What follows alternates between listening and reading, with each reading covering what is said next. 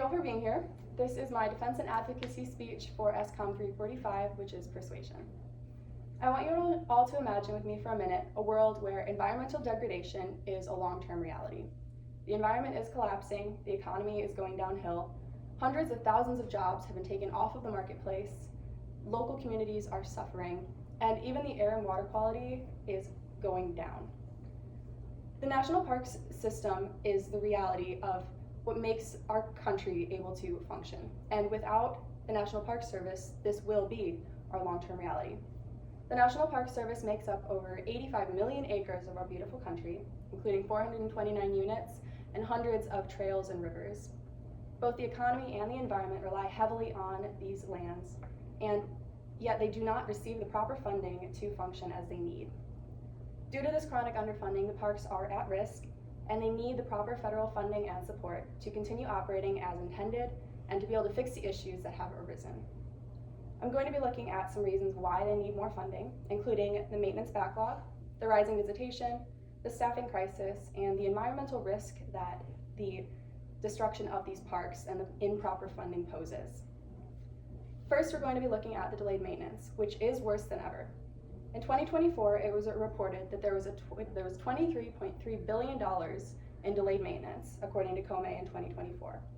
Delayed maintenance is anything that was not done as needed or done as scheduled, which doesn't just lower the visitation experience, but it also makes it unsafe for visitors and those manning the parks. Some of these dollar estimates, according to COME 2024, are roads at $7 billion, buildings at $6 billion, and trails at just under $1 billion of delayed maintenance. The Great American Outdoors Association, enacted by Trump in 2020, gives investments toward the parks to help them function and try and combat these delayed maintenance amounts. And this is due to, according to an oversight hearing in 2023. And yet, the delayed maintenance has still increased by almost $10 million since 2020, which brought it up to that $23.3 billion number. The Legacy Restoration Fund, also enacted in 2020, deposits just under $2 billion per year towards this delayed maintenance in order to try and lower it. And while it is effective, it hasn't been effective enough to solve the problem. Next, looking at the recreational visits. Visits to national parks and their properties are at an all-time high.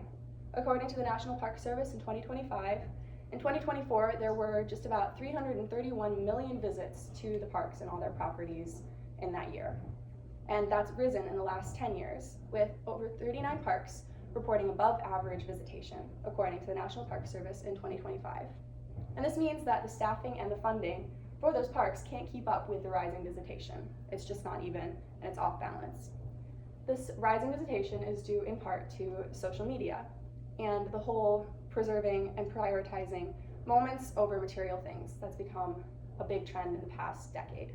And trends such as van life or granola girl or a travel lifestyle we've also seen a trend. As those trends rise, so does visitation at the national parks. And with this rising visitation comes the staffing crisis. Because the visitation is rising and staffing is going down, it's no longer a safe environment for people to visit. The Department of the Interior 2024 says that between fiscal year 2011 and 2022, full-time workers have gone down about 3,400, which is 15%, while visitation has risen about 5% in 2022 to 312 million visitors, according to the Department of the Interior 2024. This means that the parks are becoming more unsafe, things are closed, and the overall experience of going to these parks and their properties has been going down. According to Hill in 2025, the National Park Service only hired about 3,000 of their regularly 8,000 seasonal employees. And this is due to the hiring freeze that was enacted by the Trump administration.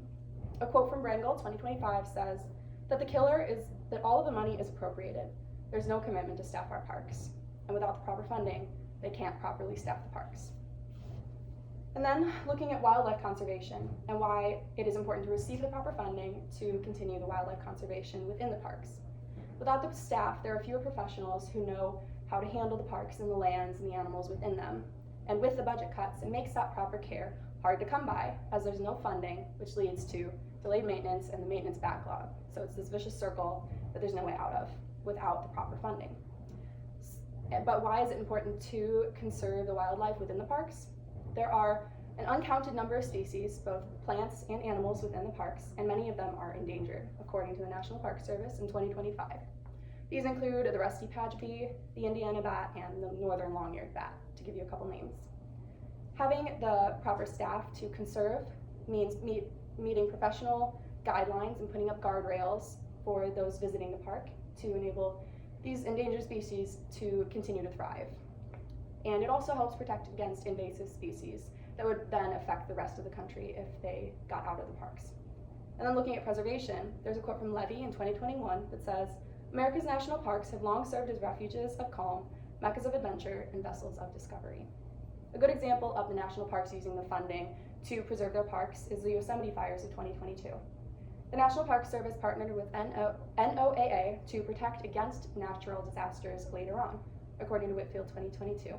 But they need the proper funding to keep that up and to enact those solutions that they came to, which they don't have. In conclusion, the National Park Service is a vast organization that supports the lives of hundreds of thousands of workers across the country. From delayed maintenance to the growing demand for visits to the parks, to the staffing crisis, to the conservation and the preservation efforts, the National Park Service deserves the proper support and funding to continue to perform as intended and to increase their business. It's not an easy fix, but it deserves more attention and more funding, and it is important to the country as a whole. And this is why I believe that the National Park Service should receive increased federal funding and support. Thank you.